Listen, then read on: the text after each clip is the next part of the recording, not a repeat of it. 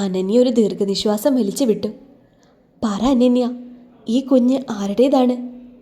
ഗൗരി, അത് പിന്നെ നീ പറ.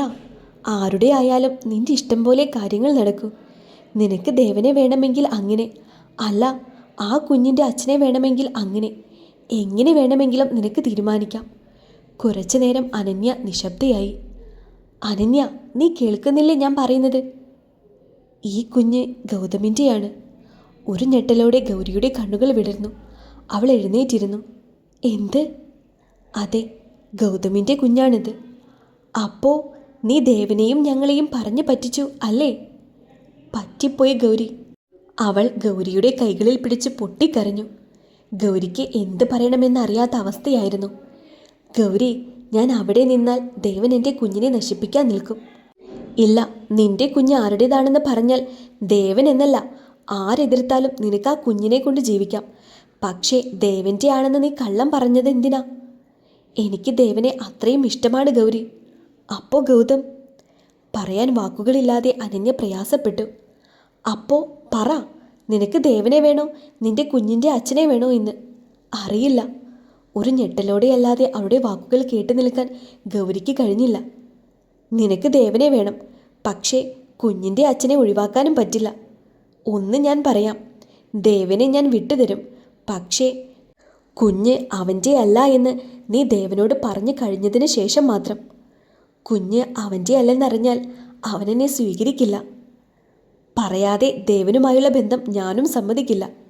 അല്പം നേരം ഗൗരിയും അനനയും ഒന്നും മിണ്ടാതെ നിന്നു. ഗൗരി, പറ. നീ എനിക്ക് ദേവനെ വിട്ടുതരേണ്ട. പകരം അനന്യ അവിടെ നിർത്തി. പറ, വേറെ എന്താ ഞാൻ ചെയ്തു തരേണ്ടത്? എനിക്ക് ഗൗതമിനെ വേണം, എൻ്റെ കുഞ്ഞിൻ്റെ അച്ഛനായിട്ട്. നിനക്ക് അവനെ വേണമെങ്കിൽ ഞാൻ നേടിത്തരും. പക്ഷേ നിന്നെക്കൊണ്ട് പറ്റില്ല ഗൗരി. അതെന്താ? അവൻ എന്നേക്കുമായി എന്നെ ഉപേക്ഷിച്ചതാണ്. ഗൗരി അവളുടെ കൈകളിൽ മുറുകെ പിടിച്ചു. നീ എൻ്റെ അനിയത്തിയല്ലേ? നിനക്ക് വേണ്ടി ഇത്രയെങ്കിലും ഈ ചേച്ചി ചെയ്തില്ലേൽ പിന്നെ? അനന്യ വിങ്ങിപ്പൊട്ടി. കരയണ്ട, ഞാനുണ്ട് കൂടെ. അല്പം കഴിഞ്ഞ് ദേവൻ അങ്ങോട്ടേക്ക് വീണ്ടും എത്തി. ഗൗരിയുടെയും അനന്യയുടെയും വിഷമം നിറഞ്ഞ മുഖം കണ്ടിട്ട് ദേവൻ ഒന്നും ചോദിച്ചില്ല. ശത്രുക്കളായിരുന്നത് രണ്ട് സഹോദരിമാരാണെന്ന് അറിഞ്ഞതിൻ്റെ സന്തോഷം കൊണ്ടാകും ഇങ്ങനെയെന്ന് ദേവൻ വിചാരിച്ചു. ഹോസ്പിറ്റലിൽ നിന്നും 2 ദിവസം കഴിഞ്ഞാണ് ഡിസ്ചാർജ് ആക്കിയത്. തൻ്റെ മൂത്ത മകളായ ഗൗരിയുടെ തോളും പിടിച്ചാണ് നകുലൻ ഹോസ്പിറ്റലിൽ നിന്നും ഇറങ്ങിയത്. ലക്ഷ്മിയും അനന്യയും അതെല്ലാം കണ്ട് കണ്ണു നിറയ്ക്കുകയല്ലാതെ ഒന്നും ചെയ്തില്ല. 2 അന്യരെ പോലെ അവർക്ക് പിന്നാലെ ചെന്നു. ഉച്ചയ്ക്ക് മുൻപായി അവർ വീട്ടിലേക്കെത്തി. നകുലൻ തൻ്റെ മകളെയും ഭാര്യയെയും കിട്ടിയ സന്തോഷത്തിലാണ്. ലക്ഷ്മിയെയും അനന്യയെയും പാടെ ഒഴിവാക്കിയതുപോലെയായിരുന്നു നകുലൻ കാണിച്ചു കൂട്ടുന്നത് മുഴുവൻ. എന്നാൽ ഗൗരിക്കിതിൽ വലിയ താല്പര്യമില്ലായിരുന്നു. വേഗം മാൻഷനിൽ എത്തണം എന്നായിരുന്നു. അനന്യയ്ക്ക് നൽകിയ വാക്ക് പാലിക്കണം. അതിന് ബാംഗ്ലൂർ ചെന്നേ തീരൂ. അന്ന് രാത്രി മുൻപ് വീട്ടിൽ വന്നപ്പോഴുള്ള റൂം തന്നെയായിരുന്നു ഗൗരിക്കും ദേവനും നൽകിയിരുന്നത്. എന്നാൽ ഗൗരി വലിയ വിഷമത്തിലാണെന്ന് മനസ്സിലായത് കൊണ്ടാകാം ദേവൻ അവളുമായി സംസാരിക്കാനോ അടുത്തിടപഴകാനോ നിന്നില്ല. 2 പേരും അപ്പുറം ഇപ്പുറവുമായി കിടന്നു. രാത്രിയിൽ ദേവൻ ഉറങ്ങിയില്ല എന്ന് മനസ്സിലാക്കിയ ഗൗരി അവനോട് ചോദിച്ചു, നാളെ നമുക്ക് രാവിലെ പോയാലോ? എങ്ങോട്ട്? നമ്മുടെ വീട്ടിലേക്ക്. എന്തേ? അല്ല, പോകാം. അച്ഛന് സുഖമായിട്ട് പോരെ? പോരാ, നമുക്ക് വേഗം പോകണം. നിന്റെ ഇഷ്ടം പോലെ. പിറ്റേന്ന് രാവിലെ ഫ്ലൈറ്റ് ബുക്ക് ചെയ്യാൻ നോക്കിയെങ്കിലും കിട്ടിയില്ല. നകുലൻ ഗൗരിയുടെ അകൽച്ച മനസ്സിലാക്കിയിരുന്നു. നന്ദിനി ഇപ്പോൾ തന്നെ ഇല്ലെന്ന് പറഞ്ഞ് നകുലൻ്റെ കൂടെ നിന്നു. നന്ദിനിയെ പറഞ്ഞു വിടാൻ നകുലനും താല്പര്യമില്ലായിരുന്നു. കുളിപ്പിക്കാനും ഭക്ഷണം വാരിക്കൊടുക്കാനുമെല്ലാം നന്ദിനി വേണമെന്ന വാശിയായിരുന്നു. ഇതെല്ലാം ലക്ഷ്മിയുടെ മനസ്സിനെ മുറിവേൽപ്പിച്ചുകൊണ്ടിരുന്നു. ഇതാവും താൻ ചെയ്ത പാപത്തിന് ദൈവം ഭൂമിയിൽ നിശ്ചയിച്ച ശിക്ഷ എന്ന് വിചാരിച്ച് ലക്ഷ്മിയും അത് സഹിച്ചു. ഉച്ചയോടെ ഗൗരിയും ദേവനും അവിടെ നിന്ന് ബാംഗ്ലൂരിലേക്ക് ഫ്ലൈറ്റ് കയറി. വീട്ടിൽ നിന്നും ഇറങ്ങുമ്പോൾ ഗൗരി അനന്യയുമായി മാറി നിന്നുകൊണ്ട് അല്പം സംസാരിച്ചിരുന്നു. താൻ ഗൗതമിനെ തിരികെ കൊണ്ടുവരുമെന്നും തങ്ങളുടെ വിവാഹം നടത്തുമെന്നുമായിരുന്നു പറഞ്ഞിരുന്നത്. നിറകണ്ണുകളോടെയല്ലാതെ അനന്യയ്ക്ക് ഗൗരിയുടെ വാക്കുകൾ കേട്ടു നിൽക്കാനായില്ല. ഇപ്പോഴും അച്ഛനും അമ്മയ്ക്കും അനന്യയെ ദേഷ്യവും വെറുപ്പുമാണ്. തൻ്റെ കുഞ്ഞിൻ്റെ അച്ഛൻ ആരാണെന്ന് അറിയാത്തതിലും പിഴച്ചു പോയതിനും. നകുലനും ലക്ഷ്മിയും ഇതെല്ലാം ഒരു ദൈവത്തിൻ്റെ ശിക്ഷയാണെന്ന് കരുതുന്നു. നന്ദിനി വന്നതിൽ പിന്നെ നകുലന് ചെറിയ ചുറുചുറുക്ക് വന്നതായി ലക്ഷ്മി നന്ദിനിയോട് പറയാറുണ്ട്. എന്നാൽ നന്ദിനിക്ക് അതിൽ വലിയ സന്തോഷമൊന്നും ഉള്ളതായി ലക്ഷ്മിക്ക് തോന്നിയില്ല. അങ്ങനെ സംസാരിച്ചുകൊണ്ട് ലക്ഷ്മിയും നന്ദിനിയും അടുത്തു തുടങ്ങി. ദിവസങ്ങൾ അങ്ങനെ കടന്നുപോയി. നാട്ടിലെത്തിയ ഗൗരി ഒറ്റയ്ക്ക് എങ്ങനെ താൻ ഗൗതമിനെ കണ്ടെത്തുമെന്ന ആലോചനയിലായിരുന്നു. കുറച്ച് ദിവസങ്ങളായി തന്നോട് ഒരു അടുപ്പവുമില്ലാതെ ഗൗരി നടക്കുന്നത് കണ്ട് ദേവനും വല്ലാത്ത വിഷമമായിരുന്നു. പിന്നീട് അച്ഛൻ്റെ കാര്യങ്ങൾ ആലോചിച്ച് മൂഡ് ഓഫ് ആയതാവുമെന്ന് ദേവൻ സ്വയമേ വിശ്വസിച്ചു. ഒരു ദിവസം രാത്രി ദേവൻ ഗൗരിയുടെ റൂമിലേക്ക് വന്നു. താനുമായി ഒരു ബന്ധമില്ലാത്തതുപോലെ ഗൗരി വാതിൽ തുറന്നു. എന്താ? അവളുടെ ചോദ്യം ദേവനെ അസ്വസ്ഥനാക്കി. ഏയ്, ഞാൻ കുറച്ചു നേരം നിന്നോട് സംസാരിച്ചിരിക്കാമെന്ന് കരുതി. എനിക്കൊന്ന് കിടക്കണം. അതും പറഞ്ഞ് ഗൗരി വാതിലടച്ചു. അവളിലെ മാറ്റങ്ങൾ അവൾക്ക് തന്നെ എന്തോ പോലെയായിരുന്നു. അന്ന് രാത്രി ഗൗരിക്ക് അനന്യയുടെ കോള് വന്നു. താൻ പറഞ്ഞ കാര്യം എന്തായി, ഗൗതമിനെ വിളിച്ചോ എന്നൊക്കെ തിരക്കി. എന്നാൽ ഗൗരിയുടെ കയ്യിൽ നിന്നും ഗൗതമിൻ്റെ നമ്പർ നഷ്ടമായിരുന്നു. അനന്യ അതവൾക്ക് സെൻഡ് ചെയ്ത് കൊടുത്തു. അന്ന് രാത്രി ഏറെ വൈകിയാണ് അവൾ ഗൗതമിൻ്റെ നമ്പറിൽ വിളിച്ചത്. ഉറക്കത്തിലായിരുന്ന ഗൗതം ഉടനെ ഫോൺ എടുത്തു. ഹലോ. ഉറക്കത്തിൽ നിന്നും എഴുന്നേറ്റാലുള്ള തപ്പിത്തടയിലില്ലാതെ അവൻ സംസാരിച്ചു.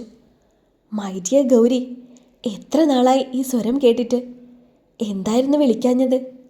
ഗൗതം, ഞാൻ നിന്നോട് കൊഞ്ചിക്കൊഴിയാൻ വിളിച്ചതല്ല. പകരം എനിക്ക് കുറച്ച് കാര്യങ്ങൾ സംസാരിക്കാനുണ്ട്. നീ പറ ചക്കരെ, അത് കേൾക്കാൻ ഞാൻ തയ്യാറാണ്. അവൻ്റെ സംസാരത്തിലെ പൈങ്കിളി ഗൗരിക്ക് തീരെ പിടിച്ചില്ല. ഞാൻ നിന്റെ പൈങ്കിളി വർത്തമാനം കേൾക്കാൻ വിളിച്ചതല്ല, എനിക്ക് കുറച്ച് കാര്യങ്ങൾ സംസാരിക്കാനാണ് വിളിച്ചത്. നീ പറ, നിന്നോട് സംസാരിച്ച് നേരം വെളുപ്പിക്കാൻ ഞാൻ തയ്യാറാണ്. നീ അനന്യയുമായുള്ള ബന്ധം എല്ലാം അവൾ പറഞ്ഞു. ഓ എൻ്റെ പൊന്നെ, നീ അവളെ വിട്. ഇന്നത്തെ രാത്രി എന്നോട് നീ അവളുടെ കാര്യങ്ങൾ പറയില്ലേ? ഇവിടെ ഉണ്ടായിരുന്ന ഗൗതം അല്ലായിരുന്നു ആ സംസാരത്തിൽ. എനിക്ക് നിന്നെ നേരിട്ട് കാണണം ഗൗതം. നാളെ ബീച്ചിലേക്ക് വാ, അപ്പോൾ സംസാരിക്കാം. അതും പറഞ്ഞുകൊണ്ട് ഗൗരി ഫോൺ കട്ട് ചെയ്തു. ഇവൻ ഇത്ര വൃത്തികെട്ടവനായിരുന്നു. അവൻ്റെ സംസാരത്തിലെ കൊഞ്ചിക്കുഴച്ചിൽ ഗൗരിയെ അസ്വസ്ഥമാക്കി. പിറ്റേന്ന് രാവിലെ ദേവനും ഗൗരിയും മൈൻഡ് ചെയ്തില്ല. കാരണം എന്താണെന്ന് അറിയാത്ത അവോയ്ഡായിരുന്നു അവളുടെ അടുത്തു നിന്നും ദേവന് കിട്ടിക്കൊണ്ടിരുന്നത്. പിറ്റേന്ന് ഉച്ചതിരിഞ്ഞ് ഗൗരി വീട്ടിൽ നിന്നും പോയത് കണ്ട് ദേവൻ അവളെ ഫോളോ ചെയ്തു പോയി. ബീച്ചിന് സമീപം കാർ നിർത്തി ദേവൻ അവളെ വീക്ഷിച്ചു. അവളെയും കാത്ത് അവിടെ ഗൗതം ഉണ്ടായിരുന്നു. അവളെ കണ്ടതും ഗൗതം അവളെ വാരി പുണർന്നു. ഇത് കാണുന്ന ദേവൻ പക്ഷേ മറ്റു പലതുമാണ് വിചാരിച്ചത്. ഗൗരി അവനെ തള്ളി മാറ്റി. ചി വിടടാ. ഏയ് ഗൗരി, നീ ഇങ്ങനെ പിണങ്ങല്ലേ. എനിക്ക് നിന്നെ എന്ത് ഇഷ്ടമാണെന്നറിയോ? നിന്റെ ഇഷ്ടം. ഞാൻ നിന്നോട് സീരിയസ് ആയിട്ടുള്ള കുറച്ച് കാര്യങ്ങൾ സംസാരിക്കാനാണ് വിളിപ്പിച്ചത്. കാര്യം മറ്റൊന്നുമല്ല, അനന്യയെ പറ്റി. അവളെ പറ്റി എന്ത്? അവളെ ഞാൻ ഉപേക്ഷിച്ചതാ നിനക്ക് വേണ്ടി. അപ്പോ ദേവൻ പറയുന്നു നിന്നെ അവന് വേണമെന്ന്. ആകെ കുഴഞ്ഞു നിൽക്കുമായിരുന്നു. ലുക്ക് ഗൗതം, അനന്യ പ്രഗ്നൻ്റ് ആണ്. അല്പം നേരം ഗൗതം ഒന്നും മിണ്ടിയില്ല. അവൾക്ക് നിന്നെ വേണം.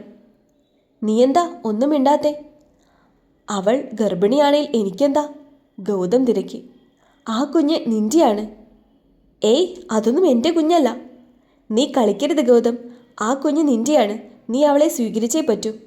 എൻ്റെ പൊന്ന് ഗൗരി, അതെൻ്റെ കുഞ്ഞല്ല. നീ നിൻ്റെ ദേവനോട് ചോദിച്ചു നോക്ക്, അവൻ്റെ ആവും. ആളുകളുള്ള ഇടമായി, ഇല്ലെങ്കിൽ കരണം നോക്കി ഒന്ന് തന്നേനെ. ഗൗരി ദേഷ്യപ്പെട്ടു. നീ തന്നോ? എൻ്റെ 2 കരണവും നിന്റെ സ്പർശനം ഞാൻ ആഗ്രഹിക്കുന്നു. നിർത്തടാ, നീ എൻ്റെ അനിയത്തിയെയാണ് ചതിക്കുന്നത്. അനിയത്തിയോ? ശത്രുക്കളായിരുന്ന നിങ്ങൾ എപ്പോൾ സഹോദരങ്ങളായി? നീ അവളെ ദത്തെടുത്തോ? നിന്നോട് ഞാൻ മര്യാദക പറഞ്ഞു നീ അവളെ വിവാഹം കഴിക്കണമെന്ന്. അച്ഛനില്ലാത്തൊരു കുഞ്ഞിനെ എങ്ങനെ അവൾ വളർത്തിയെടുക്കാനാ? ശരി, നിന്റെ ഇഷ്ടം പോലെ ഞാൻ ചെയ്യാം. പകരം നീയൊരു കാര്യം എനിക്കും ചെയ്തു തരണം. എന്താ പറയ്? ഗൗരി കൈകെട്ടി മുഖം തിരിച്ചുകൊണ്ട് ചോദിച്ചു. എനിക്ക് ഒരു രാത്രി നിന്നെ വേണം. വന്നാൽ അവളെ ഞാൻ കെട്ടാം. നീ പറഞ്ഞത് ശരിയാ, കുഞ്ഞ് എൻ്റെ തന്നെയാണ്. അവളെ ആരും മുന്നേ ഒന്നും നശിപ്പിച്ചിട്ടുമില്ല. ആദ്യത്തെ കിടത്തം എൻ്റെ കൂടെ തന്നെയായിരുന്നു. ഞാൻ അവളെ സ്വീകരിക്കാം. പക്ഷേ നീ എൻ്റെ കൂടെ ഒന്ന് വരണം. നിന്നെയും എനിക്ക് വേണം. ഡാ നീ. ഏയ് ഒച്ച വെക്കണ്ട, ദേഷ്യം പിടിക്കണ്ട. ചുമ്മാ വേണ്ട, എത്ര വേണേലും പണം ഞാൻ തരാം. പിറ്റേന്ന് രാവിലെ തന്നെ അവളെ കെട്ടി കൂടെ പൊറുപ്പിക്കുകയും ചെയ്യാം. ഇതെൻ്റെ വാശിയാണ്. അവൾ ഗൗതമിനെ ദേഷ്യത്തോടെ നോക്കി. റെഡിയാണേൽ ഈ നമ്പറിൽ വിളിക്കേ, ഞാൻ പറയാം നീ എവിടെ വരണമെന്ന്. ഗൗതം അവിടെ നിന്നും പോയി. കണ്ണുകൾ നിറഞ്ഞുകൊണ്ട് അവൾ ഒരു മരത്തിന് താഴെ ഇരുന്നു. പെട്ടെന്നാണ് അനന്യയുടെ കോൾ വരുന്നത്. ഗൗരി, എന്തായി? അവനെ കണ്ടോ? ഗൗരിയുടെ ശബ്ദം ഇടറിയത് മനസ്സിലായ അനന്യ അവളെ വിളിച്ചു. ഗൗരി, നീ കേൾക്കുന്നുണ്ടോ? പെട്ടെന്ന് ഫോൺ കട്ടായി.